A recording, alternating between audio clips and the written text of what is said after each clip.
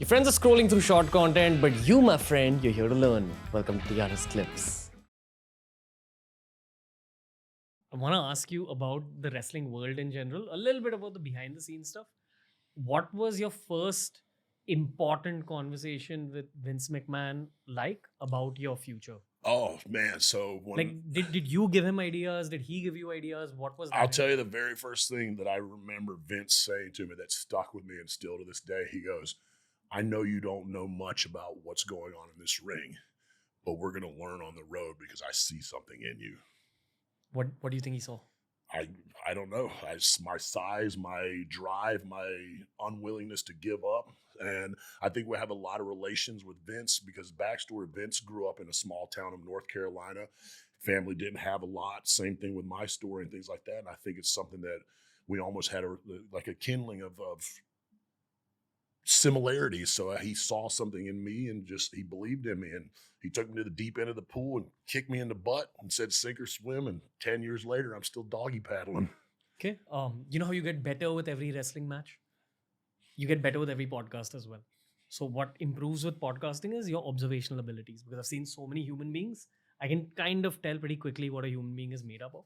So can I tell you what I believe he saw in you? And I might be totally wrong, but I want to have a shot at it.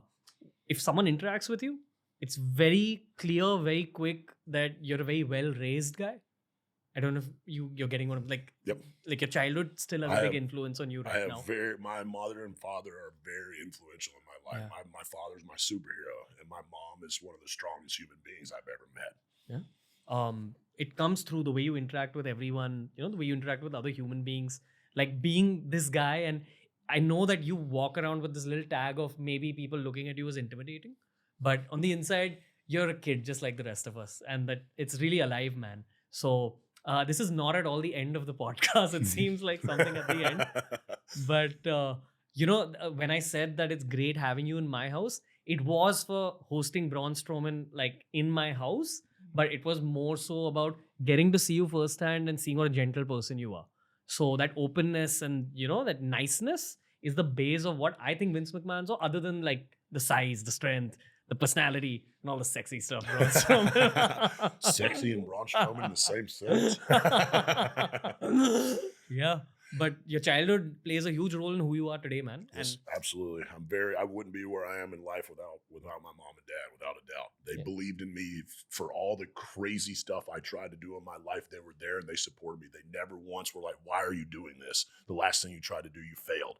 They've always been supportive of me, and they have full-blown dove into whatever I wanted to do in life. And it's a testament to where I am. What's the biggest thing Vince McMahon ever told you? Oh, man. You can give me a bunch if there's not one single piece of advice that you want to bring up.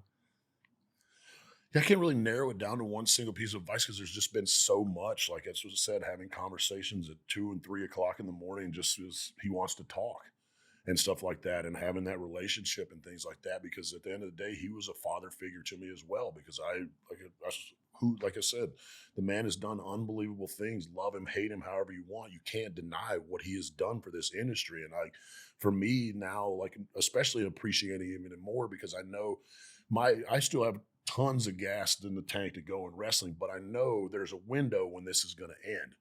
So now with a lot of the stuff that I learned from him on the business side of stuff, it's like, oh, now I'm enjoying trying to find this entrepreneurship because it's something that I can be competitive with still when I know my body one day is going to go, Braun, you can't do this anymore. Got it. So he calls you at 2 and 3 a.m. at night sometimes? Oh, he'd call me and wake me. I'd wake up. I'm like, what? Yeah, boss, what's up? He's like, what are you doing? I'm like, I'm asleep. He's like, I just got done at the gym. And I was like, well, you're crazy. So I don't know if you understand the impact of what I'm saying because it's a very Indian thing, but I'll try my best to explain the emotion to you. There's a lot of people in our country. Most of the country doesn't speak English. Okay, I don't know what the exact stats are, but I would go as far as saying 80% of the country is not fluent in English at least. But many of them watch wrestling. Everyone understands wrestling. And everyone inherently has respect for Vince McMahon. Even though they may not be able to understand exactly what he's saying, you can see the person's body language, you can see the person's emotion. That's how much Vince is also respected in this country. That's how much he comes up in conversation, which is why I'm asking you so much about him. And generally, he's a big part of the podcasting world. Everyone wants to know about him because there is inherent respect for everything that he's done. So my reading from based on whatever I've heard on podcasts and generally what I've seen growing up is that his head is always ticking. His head's always running when it comes to wrestling ideas. Yep. And he's trying to help you guys with reinvention as well. Because that's the truth about business as well. You got to keep reinventing. Yes, absolutely. But he's got all these creative angles to reinvent within, which is all of you guys, the superheroes. Yeah. Well, you have to also too understand how many other entities of sport, entertainment, whatever have taken Vince's ideas. Like take American football, for example. You see the cameras that fly by on the wires and all that stuff. That was Vince.